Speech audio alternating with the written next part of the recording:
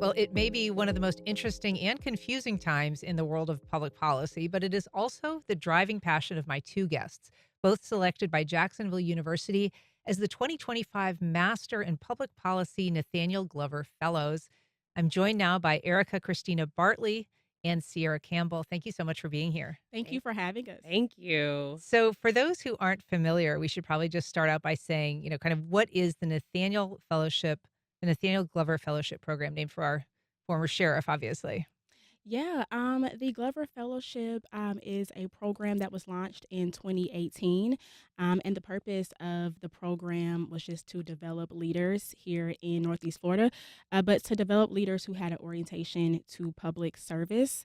And so, in thinking about Dr. Nat Glover and his legacy, I see this fellowship not just as a schooling opportunity, but as a continuation of the legacy and the groundwork that he's laid here. And so they've developed a strong program model for their students, and I think the goal for the students and the alum is just to continue to walk in that path that he's laid here in Jacksonville. Yeah, and you're from Jacksonville. You I are am. a proud Rains I grad, am. I am. I am. but you have gone on to get an enormous amount of education, including a bachelor's of science in African American Studies and Education at FSU, and then you Go went to Nose. That's right, Johns Hopkins University, which you get your master's in education, and Hmm. you've also taught a bunch. So Hmm. you're going kind of back to school for this program. Back to school again. I am. Yes, Yeah. ma'am. What about public policy appeals? Um, just the fact that all of the systems that make up our quality of life deals with public policy. There is no area of life that public policy does not touch. And so to be able to influence, to be able to learn, and to be able to continue to impact is super important to me. And that's why I've decided to pursue this path at this point in my life. Erica, Christina, you're originally from Georgia, but you have sort Yes, of originally from Macon. you're kind of dug in enough to be a native. You've been here Yeah, I for think so. 13 years. I think I'm on the native cusp. Yeah. Almost. I'm almost. almost there. Yeah. So, just what does it mean to you to be recognized in this way? I think it's an honor to be recognized. I remember meeting Dr. Glover when I was a TFA core member at Matthew Gilbert, and Teach for yeah, America. Teach for America, and he facilitated a workshop and taught us all about Jacksonville and his role in being a servant leader. And from then on, that just stuck with me. It stayed with me, and I wanted to be a part of that. So being named as a fellow for his namesake is Hmm. an honor. Absolutely. Is something that it's a great accomplishment because I do believe in that servant leadership.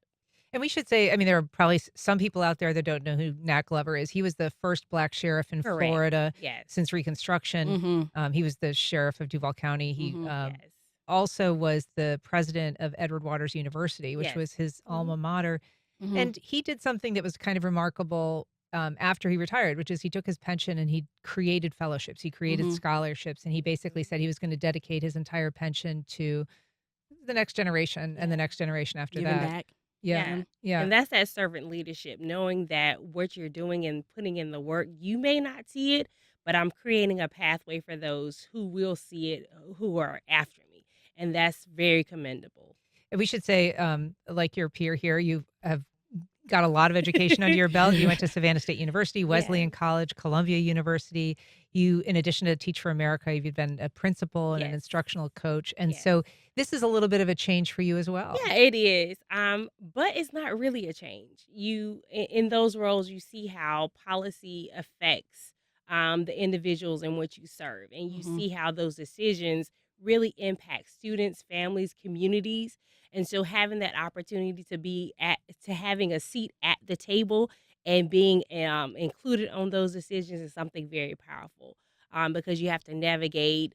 I've seen how budget changes affect families. I've seen how just simple changes with school lunches Yeah. affects families, affects neighborhoods. Which that is a public That policy is a matter, right? huge that's a public Hmm. a matter that you see every day.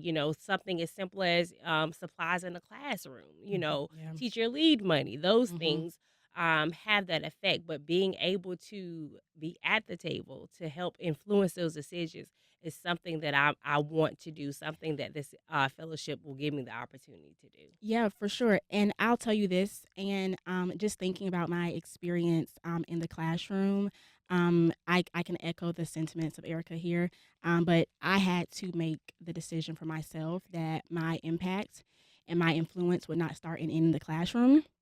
I had to take it to the policy table.